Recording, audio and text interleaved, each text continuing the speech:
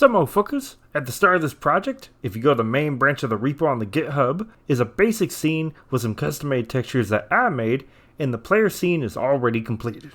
The goal of this video is to create an enemy that follows the player in a chasing state. So we're not going to worry about if the enemy can see the player yet or if it's in an idle state, but the enemy will need to deal with obstacles as well as getting stuck on the player.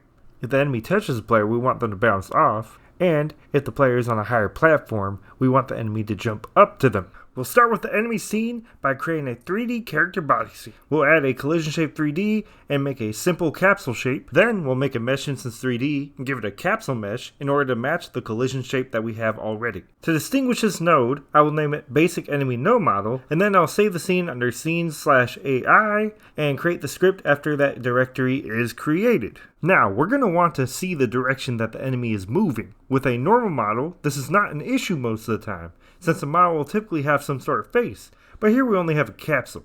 We will want some sort of arrow to point in the direction that the enemy is facing, so I will create a prism mesh to be used as our visual direction indicator. It's the most natural shape to look like an arrow based on the primitives that Godot gives us. We'll also need to rotate it around 90 degrees and make sure it's pointing toward the negative z-axis. I accidentally used a positive z-axis in this video, but there are workarounds for that if you need to do that for some reason. So don't stress if you point it towards the positive z-axis, but do know that if you look at the footage, I'm pointing my arrow towards the positive z-axis, but I'll explain the shortcomings of that later. After finishing that, it's easy to notice that the prism mesh blends with the capsule mesh. To help distinguish our prism mesh from our capsule mesh, we're going to give it a material that is different than the one for the capsule mesh. So here I'll just give it a shade of blue, and then for the capsule mesh, I will give it a shade of orange. For the prism, I'll name it forward-facing mesh. The capsule, which is the enemy, I'll name it enemy mesh. And then after that, I'll create the script. Inside the script, we'll create references for our mesh instances and collision shape. We'll base the names of the references off the names of the nodes in our scene, so it'll be collision shape, enemy mesh, and forward-facing mesh. We'll then make the physics process function to start out with. Our first goal is to simply start off with the enemy beelining straight to the player at all times. In order to do this, we'll create an export variable named speed of type float, and we'll use this variable in the velocity equation. We'll give speed a starting value of just 1. In order to make sure that the enemy is coming straight to the player, or beeline to the player, we'll need to somehow get the position of the player in order to use for the vector between the player and the enemy. We'll want to set the velocity inside the physics process function before our eventual call to move inside. But first, we'll need to create a reference to the player and keep it in some location that the enemy has access to. And for this video, I'll simply use a singleton since the player scene is always expected to be created. Inside the GlobalControl Singleton that is already inside the project, we'll create a player reference named playerref and set it to null. This variable will be of type character by 3D since that is a type of the player. So, inside the video, I create the playerref variable inside Singleton that already exists in the project before the video started, and is called GlobalControl. So in case you don't have that Singleton set up, here's a brief overview of how to set a Singleton up. First, we'll make a new scene that could be of any type you want or need. I'll make it of type node and name it globals, and we'll now have a globals.tscene file. And let's make a script for it called globals.gd. And next we'll make the playerref in there just like we did in the video, with a character by 3D and set it to null. And then afterwards we'll go into the project settings and then add our globals.tscene file to our globals in the project settings. And then after that you'll have your singleton all set up with the playerref variable. Now we're going to move to the player script. Inside the ready function, set the playerref and the GlobalControl Singleton to self, which will be our reference to the player scene. So globalcontrol.playerref equals to self. The enemy will now be able to access the playerref in order to grab the player position for use in the velocity variable. To grab the position of the player, we'll use globalcontrol.playerref.globalPosition. Then we'll subtract the enemy's global position from the player's global position in order to find the vector between the player and the enemy. Make sure to put parentheses around this subtraction, and this will be the resulting vector of the vector between the global positions of both the player and the enemy. We'll need to normalize the result of this, and then apply the enemy's speed here by multiplying the normalized vector by speed. Let's add the enemy scene to our main scene, so that way we can see it. And right away we can see that it is way too large, so let's shrink its dimensions. Do note that instead of just changing the scale of the entire scene, I'm actually going into each shape's dimensions and reducing them. And right here we can see that I just added back to the scene. It looks a lot better. The enemy won't be moving towards us right now because it does not have move and slide yet, but we'll just need to add that first. Once we add move and slide, that gives the enemy the ability to move towards us and will apply collisions against all collision objects. So the velocity will be applied in this function, and also there's no need to apply delta to our velocity because move and slide already accounts for delta. One thing to note is that the enemy is not turning its body towards us yet. In order to do this, we're going to use the lookat function, which lives inside the node 3D class. Now, you could call lookat from the physics process function itself, but I'm going to set up a timer which calls lookat but only operates 8 times per second. So this timer will be named lookat timer, which will be set to a time of 0.125 for wait time, aka 8 times per second. Next, we'll create a reference to our lookat timer node inside the script. Then, inside our ready function, we'll connect the signal timeout to a function named perform lookat. And then, of course, we'll call lookat and perform lookat. Do not forget to call the start function for the lookat timer in the ready function. Also, for the lookat function itself, all we have to do is pass in the player's position, since the second and third parameters default to values that we already want. Using the isInstanceValid function, we can return out of the function if something happens to our player reference for some reason. This will prevent hard crashes. Afterwards, I can run lookat, and then start the timer again to run lookat periodically. Now, as I mentioned earlier, if we made the enemy face the negative z-axis, then this would be all the steps I would have to do to make the enemy face the player. But as you can see, it's incorrect here, and I'll show you why. So all you really have to do to flip the mesh to make it face the negative z-axis is just go down to here. So the offset I have here is positive. That's what gives on the positive z-axis. I want to make it negative. And here I'll just flip it by 180 degrees or 270. All we need to do after that is just take out this rotation. And this also keeps us from needing to make this variable right here because we don't need that. And now all we need is just to lookat and start lookat timer. And then boom, look at this shit. Now it's facing us and we don't have to worry about it. So just make sure to make your enemies face towards the negative z-axis. It just makes it easier. So you have to do less steps to make sure they rotate around. Just makes your life a lot more fucking easier and it's super motherfucking nice. Hell yeah, motherfucker.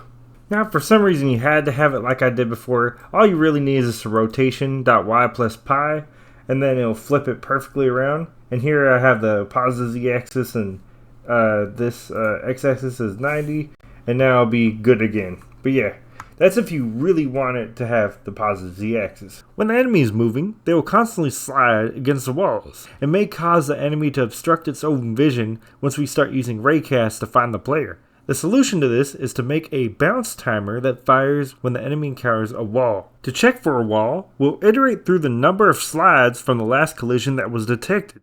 We'll create a setNotBounced function that will be called on the timer's timeout signal. We'll also create an isBounced variable which will start off as false and be set to true whenever a collision is detected. The setNotBounced function will set isBounced to false, indicating that the enemy has went long enough without colliding with anything.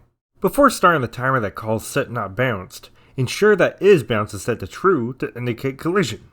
For each slide in a collision, we'll call getSlideCollision and pass the current slide index in as a parameter.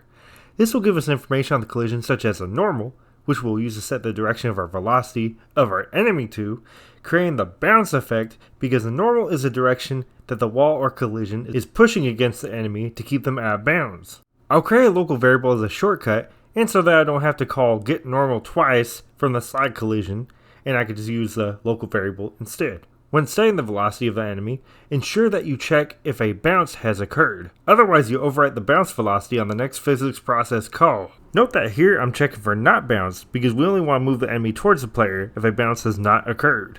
After all that, we'll connect the bounce timer to the setNotBounced function. Let's see if it gets bounced. So there's a problem right here where the enemy just bounces and then doesn't move afterwards, so something went wrong. What ended up happening here is that I did not call start on the bounce timer, meaning that the enemy was perpetually stuck in the bounce state. Calling start fixes this because it'll call the setNotBounced function, which will reset the enemy to the default chase state, which means it'll go back from the bounce state and start chasing after me. So whenever it touches the wall, it will get bounced. That way, it'll give us a little bit of time to breathe too. One issue that's easy to see is that the enemy is getting stuck on the floor because I'm not differentiating floors and walls. Luckily for us in Godot 4, there's a function called isOnWall that we could use. So I'm just going to move this from right here into the condition above, and then now we have our wall check. So we don't want it to bounce if it's on the floor ever, because it might be touching the floor at different times.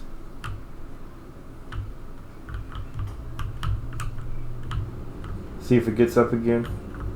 So now, it won't ever bounce just because we're touching the floor. You can really see it from this angle because it's right on my head and it's not bouncing. To keep the enemy from getting on top of us, we're going to grab the previous velocity from the last physics process call, which is before the enemy begins moving towards the player, and we'll use a y-axis of this velocity to give to our current velocity. This will prevent the enemy from following us on the y-axis by default. Now the enemy is not flowing in the air after us, but it can still get stuck on short walls in which it can still see us and can obviously jump over easily, but it just can't get to us because it's still being registered as a wall. We're going to give the enemy a jump if we are higher than the enemy and the enemy can see us. So to do this, we're going to create a jump timer with one shot enabled that we will get a reference to in the script. After creating this reference, we'll connect the jump timer to a function called setCanJump, which I'll define down here. And setCanJump will set a variable named canJump. It'll set canJump to true. We'll then finally pass in setCanJump to the connect function. We're also going to prep for gravity. By default, gravity will just be set to 1, but this will get overridden by our project settings. So I'll pull in gravity from projectSettings.get physics/3d/default gravity. To apply gravity, we'll first check if the enemy is on the floor. If the enemy is not on the floor, then we'll apply gravity to velocity. Don't forget to multiply by delta in order to apply the gravity per second instead of per physics frame. Next, I'll create a function named moveEnemy to keep previous velocity from being accessed throughout the rest of the physics process function. If we're on the floor, then we'll set velocity.y equals 0. But we'll only want to set velocity.y equals 0 if the enemy is not jumping. If the enemy is ready for a jump, then we'll want to set velocity.y to the jump value instead of 0. The enemy should only jump when the player is at a higher location than the enemy. We also do not want the height check to be only a tiny amount of a difference from the target, but to have some sort of threshold when checking, meaning that we want there to be a substantial enough difference between the target and the enemy when deciding to jump. For this threshold, I'm going to create a constant named height check that will have a value of 1.0 to start off with.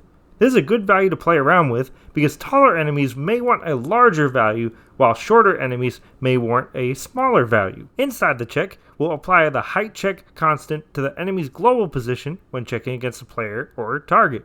After applying the height check, I'll check if the enemy's global position is less than or equal to the player's or target's global position. To set velocity.y to the jump speed, we're going to create an export variable in case we want to change it later outside the scene. We'll then set the default value to a value of 6 for jump speed. Just to start off with, we're going to use a canJump boolean in this jumping check as well, since that is tied in with the jump timer. Within the canJump check, I'm just going to set canJump to false, and then I'm just going to bump up this part right here where I set the velocity.y equals 0. To make this code easier to work with, I'll pull this jumping logic into its own function called jump if available. I'm just going to take the code that's in the physics process call and just move it right into this function down here. Just like this, copy paste. Next I'm going to move the not canJump check to the beginning and set velocity.y equals 0 and then return. If we don't return, then the rest of the jumping logic will be run. So right here we're going to see that I'm going to call this jump if available function, and then we're going to go into the game, test it out, and we're going to see that it's not going to work because there's a couple things I forgot to do. So the first thing I forgot to do is set canJump to true by default. I have it set to false by default. That was a mistake. And also we're going to want to call the jump timer and call start inside the jump function. Right now I'm not doing that. I'm only setting it to false. So we're just setting the logic. We're not applying the timer logic. So now once I call start, then it actually goes and it's going to actually work. See, it's already jumping. One issue that's easy to see here is that the threshold is set a bit too high. So whenever I'm jumping, a lot of times it's not really actually jumping up, especially when we want it to on these like little steps. We want to actually set it to a lower value instead. So I'll set the value to 0.5 instead of 1.0. Do note that I also lowered the jump speed, but I lowered it a little bit too much here, and he like barely gets over. We want it a little bit higher than that. So I set to 4.5 right here, and that ends up being a much better value. And I set the height check to 0.75. But yeah, as you can see, this is just me playing around with values. It's not really changing the formula too much. But yeah, so 0.75 was a bit too much. So I set to 0.25. And And then now we're going to see again if it's good. And yeah, this is kind of like a binary check. So that's basically what I'm doing. And yeah, but now he seems to be jumping just fine whenever the player gets over stuff. And yeah, so this looks a lot better. And right now he's not jumping when I'm just moving around. So that's another good check to do. Just make sure it's like what you expect when you set these values. On our next issue, we can see that the enemy is jumping around too much. We're going to want to add wall checks, so that way it keeps to only trying to jump over obstacles instead of just jumping willy-nilly, whatever. Another thing to add would be the wall timer. We'll create a reference for this and a boolean around the section in which we have can jump. The boolean will be called is currently on wall and will be false by default. If we hit a wall, then the boolean will become true and we'll start the timer. As soon as the wall timer times out, then is currently on wall will be set to false again to signify that the enemy has not hit a wall for the wait time stored in the timer. We'll create a timeout function, set not on wall, set the boolean on false there. So I'm going to finish this timeout signal, and then after that move to the is on wall check, and then add the wall timer dot start. Since we really only want to check the collision counts when we're on a wall, I'm going to add this check right here, so is on wall, and put it right there. And then right here, I'm going to change this else to an else if. We'll use a boolean for elif is currently on wall, and then replace the else with the velocity equals a 0 statement.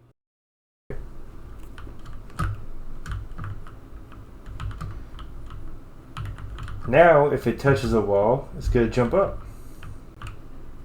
But only if the player is higher. So, otherwise it won't jump. So now, boom! It's going to jump.